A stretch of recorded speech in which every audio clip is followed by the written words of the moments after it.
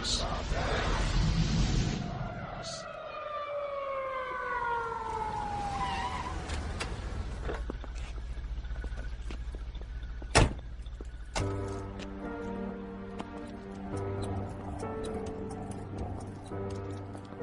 Mathematicians have the propensity to be eccentric more than most people. But there was no hint that it would shade over into fully delusional, psychotic behavior. We were all aware that he had a great career that was shattered in a few minutes. It was a very disastrous fall of someone who was promising beyond any reasonable limit. He was so incredibly himself, so special, so unusual. He was just an oddity, and there was something sweet about it. The idea that someone who had been mentally ill and impoverished and really on the fringes of society for decades was being considered for a Nobel Prize, I thought that was amazing. Madness can be an escape. If things are not so good, you maybe want to imagine something better. In madness, I thought I was the most important person of the world. And people like the Pope would be just like enemies who would try to put me down somewhere.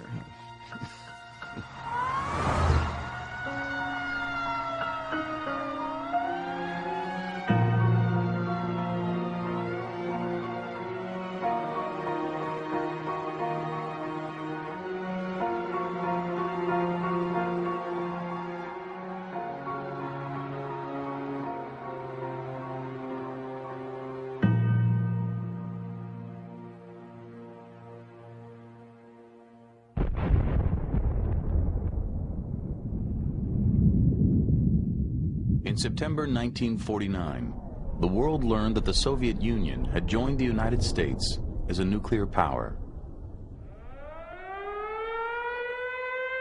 The shocking news intensified fears in the U.S. and put a premium on mathematicians. Mathematicians had helped win World War II. Now there was hope they could protect America's strategic edge. Princeton University boasted the most elite math department in the world. Each of its graduate students was hand-picked. That year, one stood out.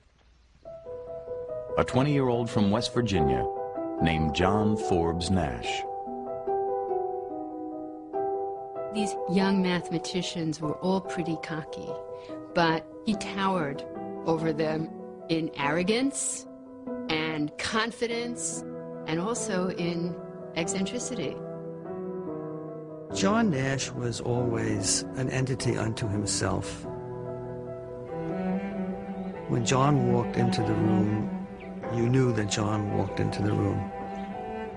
I think he thought of himself as superior, intellectually, mathematically superior. We thought highly of ourselves and each other. But with John, it was double. John was just very clearly above it. Nash rarely attended class, claiming it would blunt his originality. He was obsessed with making a name for himself and was always on the hunt for problems that had defeated other mathematicians. There is something of that in my approach to mathematics. I have tended to think that the thing to do is to get away from what other people are doing and not to follow directly in anyone's recent work. He didn't study anything. He didn't assimilate other people's work. What he did was to try to find his own way of solving very difficult problems. And he thought he had the talent to fulfill these ambitions of being the world's greatest mathematician. Nash soon acquired a reputation for being both brilliant and odd. In the quadrangle, he rode a bicycle in figure eights, over and over, and paced the hallways obsessively whistling Bach's Little Fugue. Fine Hall is where the mathematicians met. I went there And I looked around. I knew a number of the people, but I didn't know them all. And I thought, this is the strangest group of people in the world. Not only was Nash not an exception to that, but I think he was quite far off the chart. He obviously irritated some people by what I think they regarded as extremely eccentric behavior. He was certainly not a conformist to anyone's standard.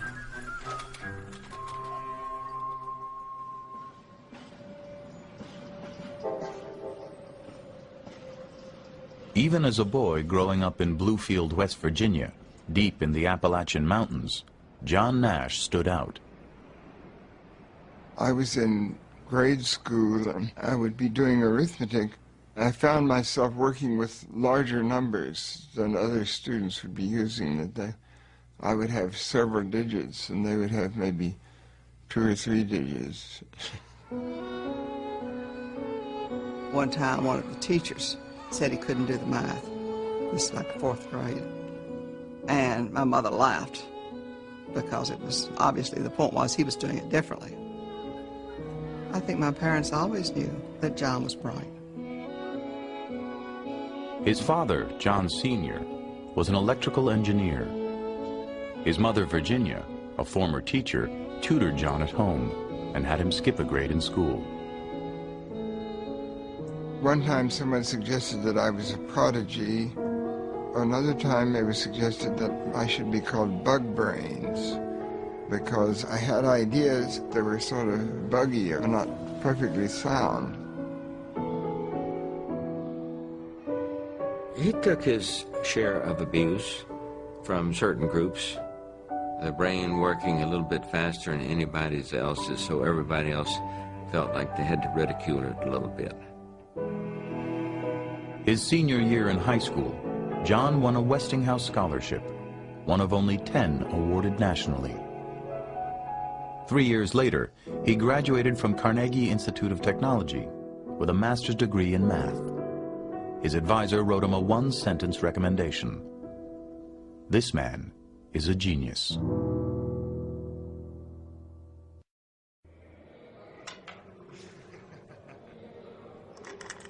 The first thing that he did at Princeton, which wowed everyone and made his reputation, was he invented this game, which was known around the common room as Nash. Nash's deceptively simple game of strategy swept the math department. Before long, he applied his interest in games to a new field of mathematics called game theory.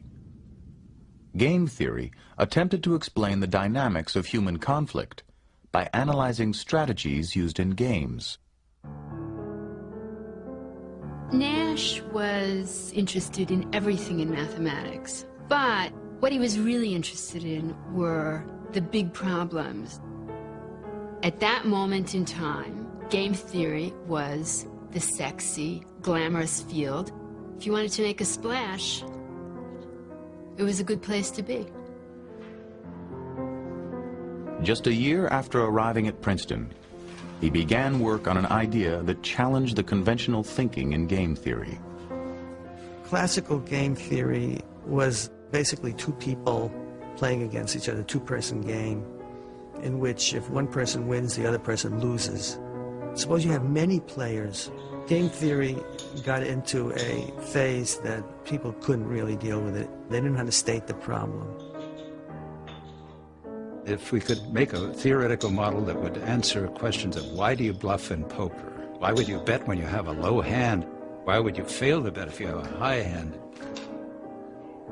If we could analyze things like that, then we could handle real-life problems in economics, in business, in politics. He had that vision. Nash's insight was another deceptively simple one. He proved that in every game there is a best strategy for each player, given the strategies chosen by the other players. He called it the equilibrium point. In the spring of 1950, Nash presented his elegant proof.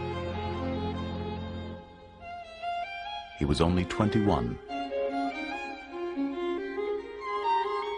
Years later, what became known as the Nash equilibrium would revolutionize economics. But when it was first completed, nobody recognized its potential, not even Nash.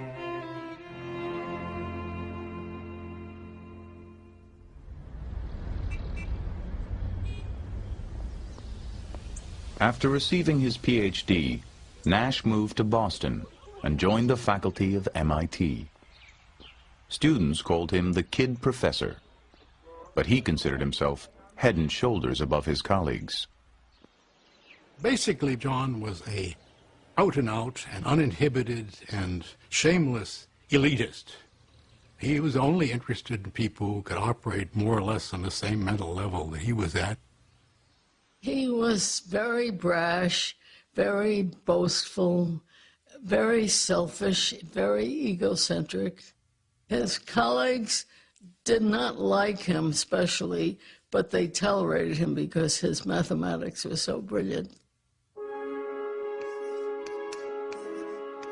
I was thinking about a problem, trying to get somewhere with it, and I couldn't, and I couldn't, and I couldn't. And I went to sleep one night, and I dreamt. I did not dream directly of a solution to that problem. Rather, I dreamt that I met Nash, and I asked him the problem, and he told me the answer. When I did finally write the paper, I gave him credit. It was not my solution. I could not have done it myself. He was part of this group of friends that Donald, my husband, had. This was a crew who were extremely competitive, and Nash was at the top of the heap. He was the best.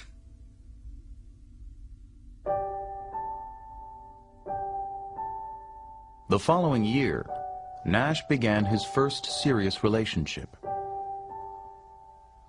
Eleanor Steer was a shy, compassionate nurse 5 years his senior. 2 months after they started dating, Eleanor discovered she was pregnant. She gave birth to a baby boy and named him John. Nash refused to pay for the delivery, wouldn't even add his name to the birth certificate. Unable to support her son on her own, Eleanor was forced to place him in foster care for much of his childhood. She was pretty hurt. She was very hurt. I think she was quite fond of my father. And things didn't happen the way she expected them to. The couple drifted apart. Nash kept the affair a secret. His parents and colleagues didn't even know he had a son.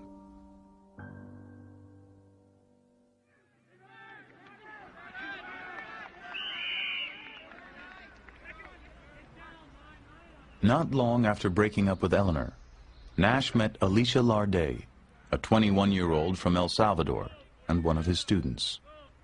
A physics major, she was one of only 16 women in a class of 800 at MIT. She was an extremely attractive girl and not American, and I somehow think that that was significant, that she was not your ordinary college girl, that she had also come from a very different place. At the time, he was a little bit like the fair-haired boy of the math department. He was, I think, considered very young for his position, and he was very nice looking, you know. When she was younger, she wanted to be another Madame Curie. John's ambition was one of the things that attracted Alicia to him. She had that desire, and she transferred it to him.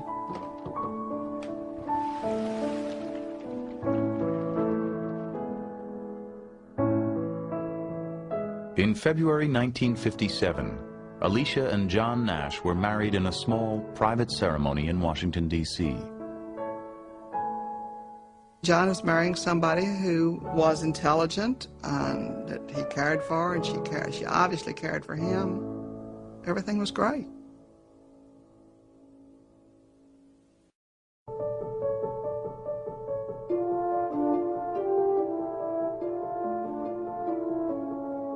Since arriving at MIT, Nash had solved a series of imposing problems in mathematics, ranging from algebraic geometry to partial differential equations. Unlike his work in game theory, these groundbreaking proofs dazzled the mathematical world. We would all be climbing the mountain being mathematical perfection.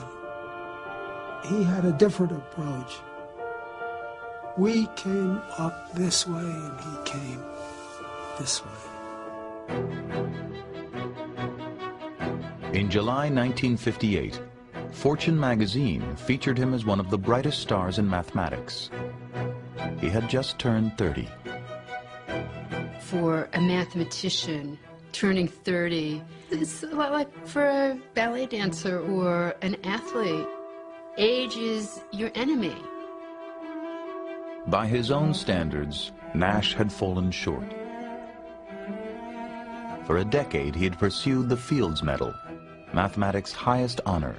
That year, he failed to win it again. He was an intensely ambitious person.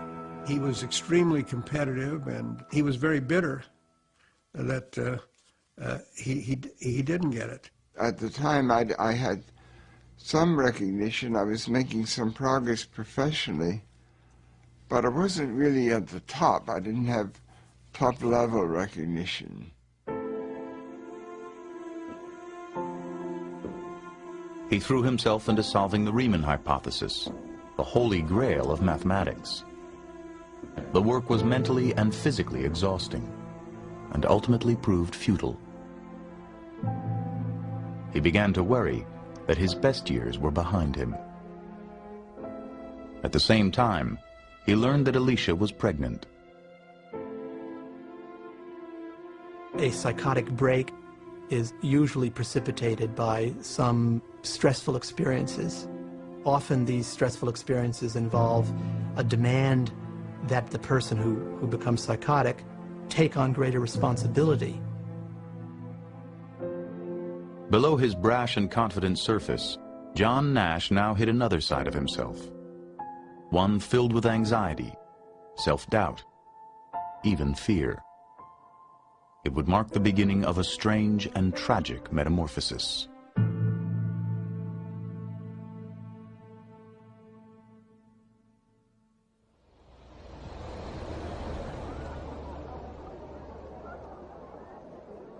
On New Year's Eve 1958, the Nashes attended a costume party at the home of a colleague.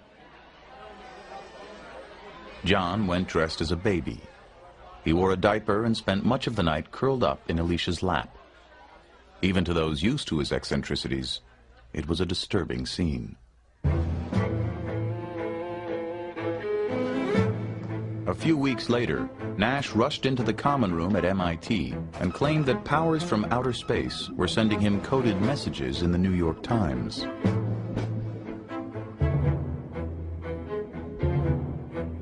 Another incident soon followed. He interrupted a lecture to announce that he was on the cover of Life magazine, disguised as Pope John XXIII. He knew this, he said, because 23 was his favorite prime number. Then he began noticing a curious pattern on the MIT campus. Men wearing red ties. He was sure they were members of a secret communist organization. When the University of Chicago offered him a prestigious position, Nash turned it down. He was already scheduled, he said, to become Emperor of Antarctica.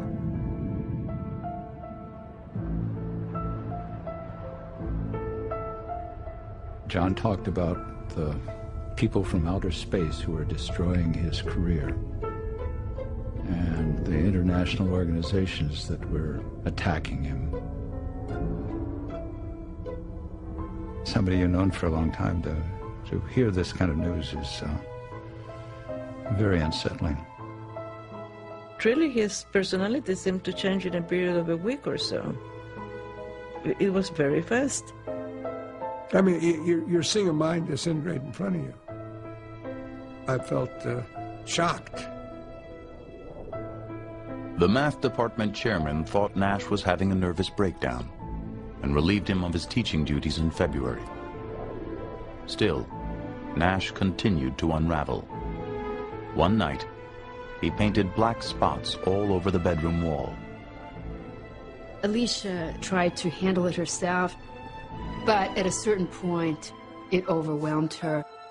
And when she turned to a psychiatrist, she was ultimately advised that he should be hospitalized.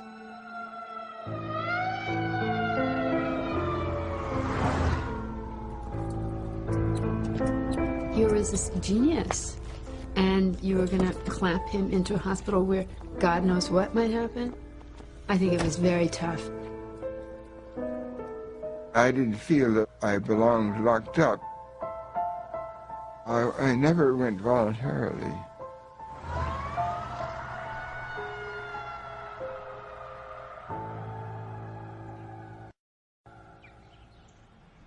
Nash was taken to McLean Hospital, a private psychiatric facility outside Boston known for treating the wealthy and famous.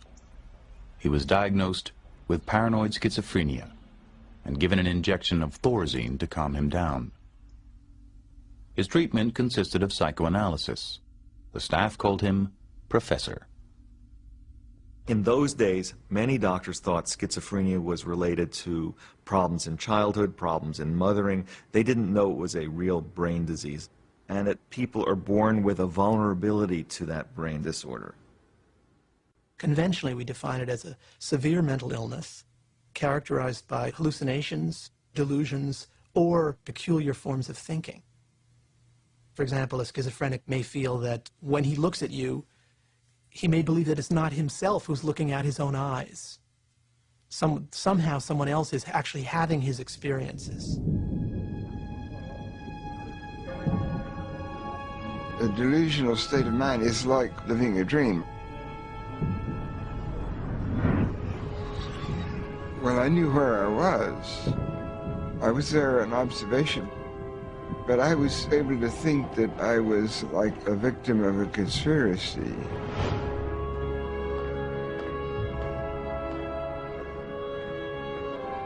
The delusions have often a cosmic quality, a feeling of ominousness. Everything that happens around you takes on a tremendous significance.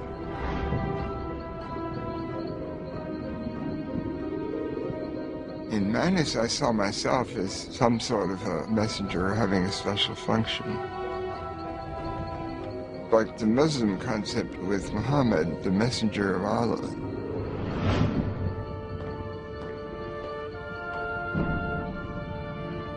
Someone who visited him in the hospital asked him, how could you, a mathematician, someone who's committed to rationality, how could you believe that aliens from outer space were communicating with you? Nash's response was, these ideas came to me the same way my mathematical ideas did, so I believe them.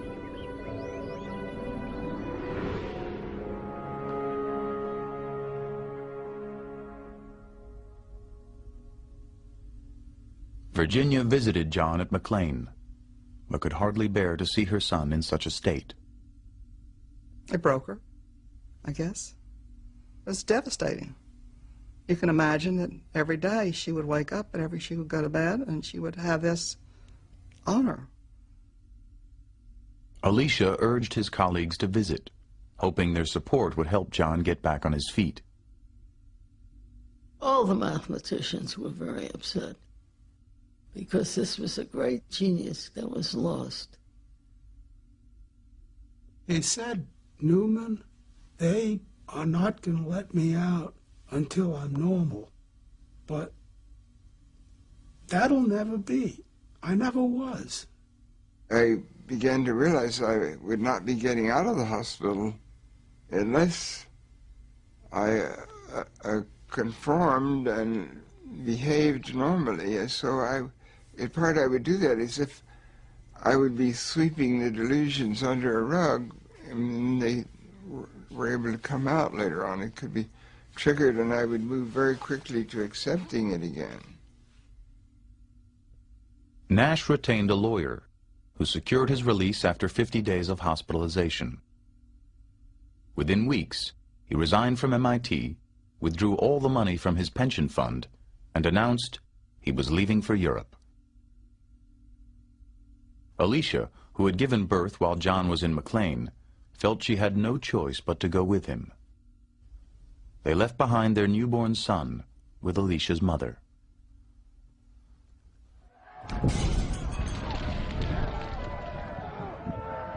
In July 1959, the Nashes arrived in Paris to find the city in turmoil. The streets reverberated with strikes, explosions, and mass demonstrations against the nuclear arms race. A week later, Nash suddenly took off on his own.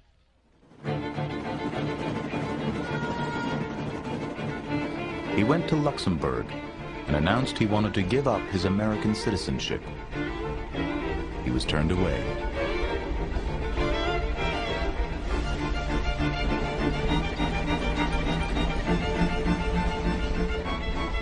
I got to Geneva and I thought of a way of being a refugee. They had a slogan, City of Refuge.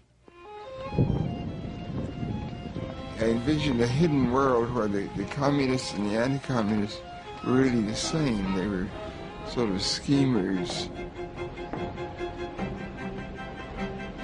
And I had the idea that some of the people, like Eisenhower and the Pope and the powers that be, might be unsympathetic to me.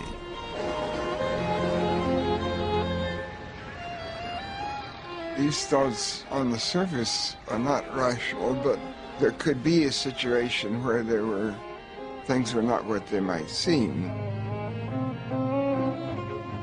If to be mad is to be in error, there's a kind of contradiction there, isn't there, between what it is to be mad in the eyes of the world and what it is to have these experiences in which you're having a sense of revelation and you're noticing features of the world that other people seem to be too stupid or too blind to recognize. Most of the time when he was trying to give up his citizenship, he was being followed around by the naval attaché who had his commission to get his passport back and give it to Alicia. And so he chased him around Europe. I went to the American embassy in Paris, and I asked for help. I said, I don't know what to do, but I don't want him to get into trouble. Nash wandered Europe for 9 months before embassy officials arranged to have him deported. French police seized him and took him to the airport. Nash later claimed that he was sent back on a ship, in chains like a slave.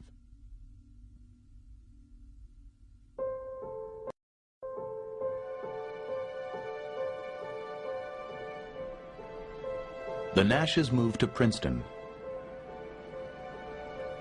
To support her family, Alicia took a job with a research division of RCA.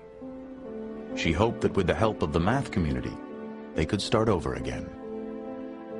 When John moved back to Princeton, we offered him work with no real heavy responsibilities, just to get him back into the society. And those efforts foundered when he refused to sign W-4 forms. He was paranoid schizophrenic. He wouldn't sign a document for the government because he still thought there was a conspiracy out there against him. Nash was still in the grips of his illness. He became obsessed with unrest in the Middle East and made countless phone calls to friends and family using fictitious names. He would call me, would you accept a collect call from some strange name? And I didn't, because I didn't want to validate that he was this other person. One day, he showed up on campus covered with scratches and visibly terrified. Johann von Nassau has been a bad boy, he said. They're going to come and get me now.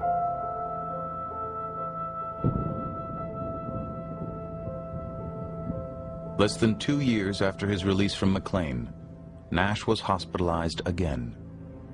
Alicia, Virginia, and his sister Martha committed him to Trenton State Hospital, the former New Jersey lunatic asylum.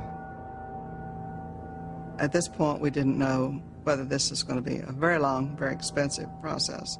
And we had been advised that Trenton was a good hospital. McLean Hospital had been kind of a country club. Trenton was a crowded, open ward. When he arrived at Trenton State, Nash was assigned a number and was mocked and told to sweep up, and it was a terrible thing. When his colleagues heard where Nash was, many were outraged. Who's going to figure out what is wrong with a genius there, asked one. It is in the national interest, warned another, that everything possible be done to protect Nash's exceptional mind.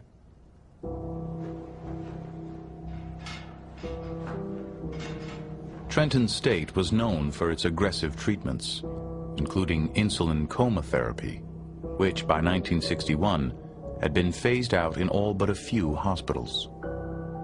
Insulin coma was developed under the mistaken notion that schizophrenia was caused by a metabolic problem, by the way the body regulates glucose. Insulin coma was one of the more popular and unfortunately one of the more notorious treatments in its day.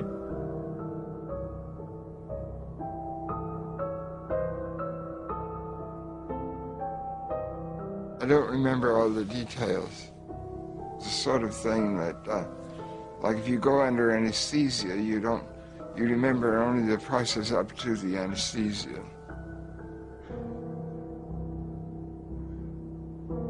A nurse would wake patients early in the morning and give them an injection of insulin.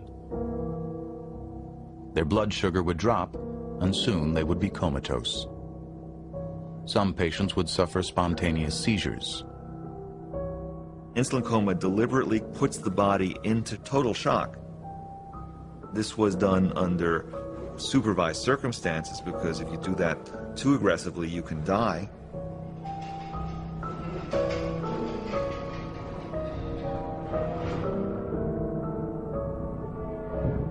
I remember some of the surrounding events.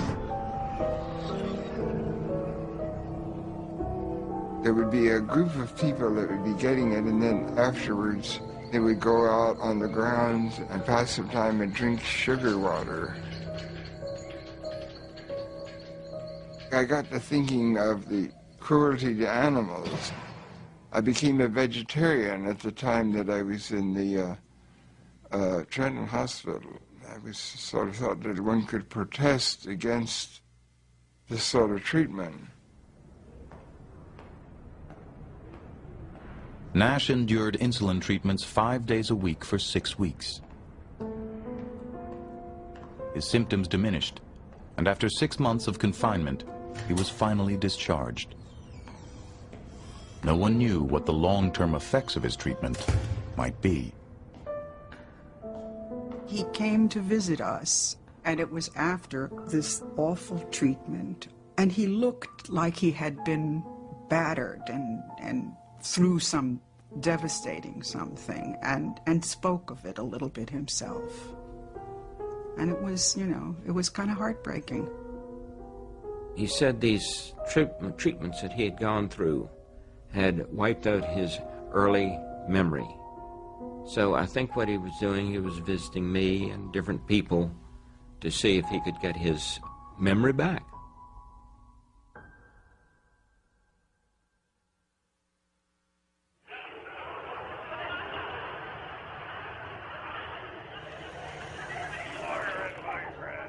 In 1961, Nash was 33 and unemployed. Former Princeton colleagues secured him a research position, and he managed to publish a paper on fluid dynamics, his first piece of work in 4 years. He seemed to be better, but inside Nash felt a sense of loss. Rational thought, he wrote, imposes a limit on a person's relation to the cosmos. He later called his remission periods interludes of enforced rationality. To some extent, sanity is a form of conformity. People are always selling the idea that people who have mental illness are suffering, but it's really not so simple. I think mental illness or madness can be an escape also. The following summer, he left for Europe alone, once again obsessed with asylum.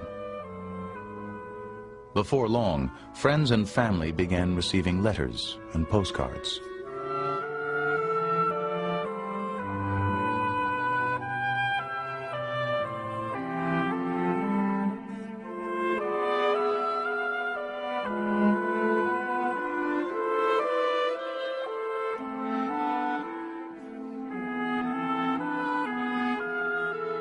It wasn't the type of letter you would expect to receive from a father. How you doing, or what have you been up to? It was unbelievable how these things were supposed to mean something. They were frightening in a way, the letters. And they made use of all the things that had been in his life. Mathematics was a kind of numerology, and politics mixed with paranoia.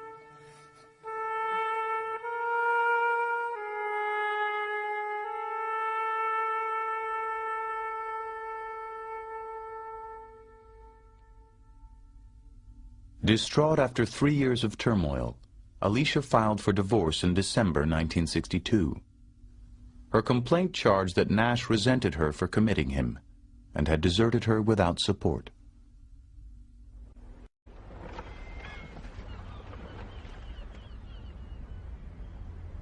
Mathematicians from MIT and Princeton found Nash an academic position in Boston. They got him an apartment and arranged for him to meet weekly with a psychiatrist who prescribed antipsychotic medication. Gradually, he seemed to improve. He was pretty sane, recalled a colleague. He was a much nicer person. The old ego stuff was gone. He began seeing Eleanor and their son John again. We had gotten into a pattern of going out every Saturday. I started to grow more fond of him as he was around more. And then he went, as quickly as he came, so. Less than a year after moving to Boston, Nash stopped taking his medication, and his symptoms resurfaced. These medicines interfere with vitality, with drive, with thinking. So the price that many patients had to pay from being on these medicines was that they felt lifeless, like it takes away their soul. Well, he was afraid of anything that would alter the quality of his mind. And as anyone doesn't want to be forced to do something they don't want to do, or they don't choose to do. And John had always been very independent about what he chose to do. His delusions were now joined by a chorus of voices in his head.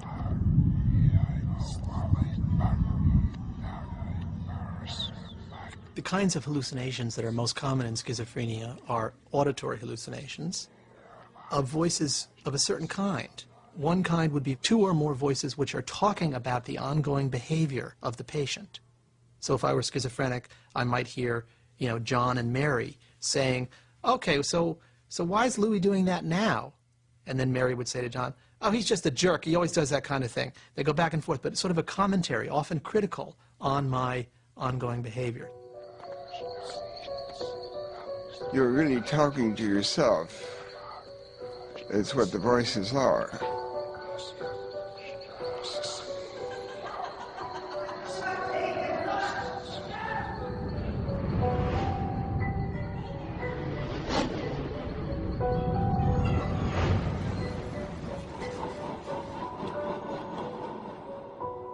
He said he understood that there was something that went on between people that was alien to him. He was sort of enclosed in a bubble, that he felt lonely.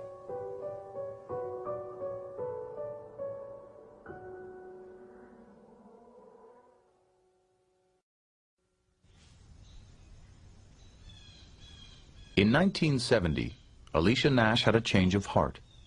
She felt John's repeated hospitalizations had been a mistake.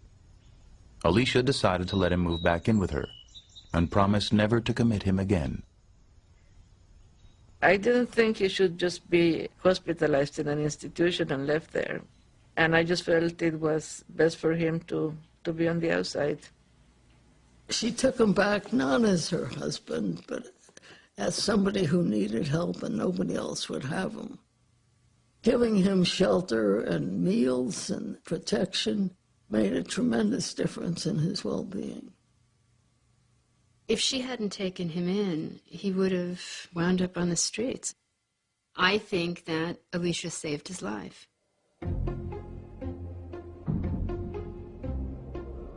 Princeton students began noticing a strange sight on campus. Entire blackboards filled with minutely written formulas and secret codes. Rumors spread it was the work of a mysterious figure who wore red sneakers and kept to himself. They called him the Phantom. There were all kinds of myths about him. The students would tell each other that he had gone mad because of a too difficult problem he tried to crack, or after a rival beat him to the punch. And students were aware that the powers that be were protecting him. From time to time, you would see in your office, under the door, sort of huge number of sheets that's been worked out the night before, computing the probabilities of certain coincidences, very detailed computations. He was into proving the existence of God. I felt that I might get a divine revelation by seeing a certain number. A great coincidence could be interpreted as something, a message from heaven. I did see him several times. He didn't recognize me. I didn't press the matter. I didn't have the sense I could have any contact with him. So I didn't try. Year after year, for more than a decade, the Phantom roamed the Princeton campus, unaware that the work he had done as a student had finally sparked a revolution. Beginning in the 1960s, economists began to successfully apply game theory to real-life situations. Mergers, strikes, collective bargaining, these situations of conflict and cooperation are part of the backbone of practical economics. Auctions, farm subsidies, monetary policy, international trade, all were now seen as strategic games. By the late 1970s, game theory had become one of the foundations of modern economics. And at the center was the Nash equilibrium. There are not more than 10 ideas in the post-war period, which we could say are equivalent. It had a huge impact in economics. It made economics a much more useful subject. I knew it was good work, but you cannot know how much something will be appreciated in the future. You don't have that crystal ball. By the 1980s, economists expected that game theory would be recognized with the Nobel Prize. Year after year, it didn't happen. The committee in Stockholm could not conceivably dream of giving a Nobel Prize if they couldn't include John Nash as one of the deserving people. Members of the Nobel Committee worried that Nash was unstable and wouldn't be able to handle the pressures of the ceremony. Some even feared he might do something that would embarrass the Academy and tarnish the prize.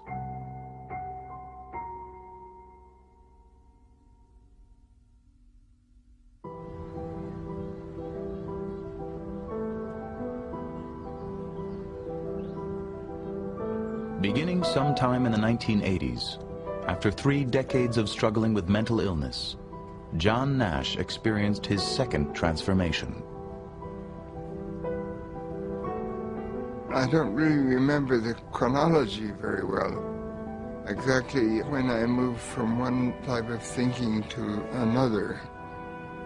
I began arguing with the concept of the voices, and ultimately I began rejecting them and deciding not to listen. His descent into madness had been sudden. His reawakening was gradual, almost imperceptible.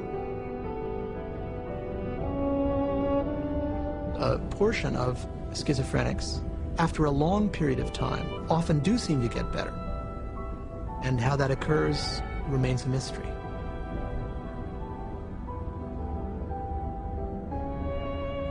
Slowly, he became more engaged and lucid. Word of his remarkable recovery spread. Those around him assumed new antipsychotic drugs were helping. But Nash had stopped taking medication in 1970. I said, "John, how in the devil have you recovered?" He said, "I willed it. I decided I was going to think rationally." He has said that he more or less put his hallucinations aside, like a conscious decision. I mentioned that to somebody, and she said, "Well, why didn't he do it sooner?" The fact that people did not abandon him, that there were people who treated him like a human being, made it possible for him to re-emerge. This wonderful thing that happened to John could only happen in this little mathematical community that is very, very tolerant of certain aberrations and also at the same time incredibly admiring of gift or genius. That was what was important about Nash in that world, not that he was ill.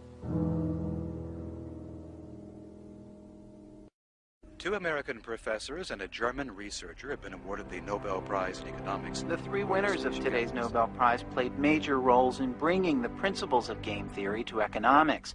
Princeton's John Nash was cited for developing what has become known as the Nash equilibrium, pioneering theory about the point at which conflicts get resolved. Under the theory, companies... My wife said, "John Nash? You don't think that's the John Nash that we know?" I didn't know John was still alive. I remember clearly, I heard it on the radio, and I said, "That's John." And I cried. All I could think was, I wish my parents could know this. On December 10th, 1994, at the age of 66, John Nash received the Nobel Prize in Stockholm.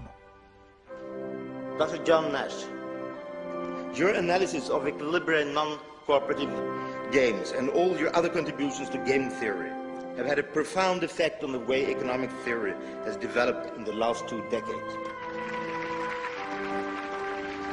I was delighted. I was absolutely ecstatic. And so was my wife. It was so wonderful. Jubilant. We danced around our kitchen. I mean, it was such a marvelous vindication that after all this time, this incredible acknowledgement, it was great.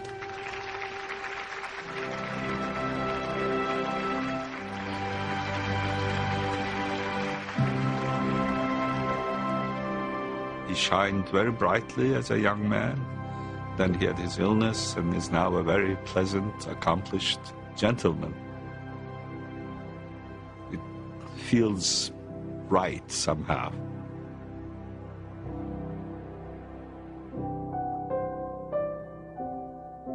John Nash lives in Princeton with Alicia and their son Johnny, who is also a mathematician and suffers from schizophrenia. After a long estrangement, Nash has reconnected with his eldest son, John Steer. In the spring of 2001, 38 years after their divorce, John and Alicia remarried. At Princeton, Nash has returned once again to his work in mathematics. I think it teaches us that we have to appreciate the particular talents of people who may be very eccentric and look at things in very peculiar ways. Those are often the people who will really have the most stunning insights.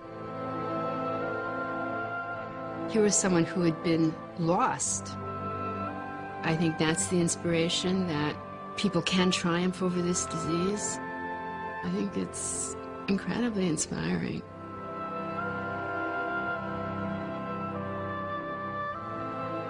I'm not thinking anything crazy, but there are different possibilities.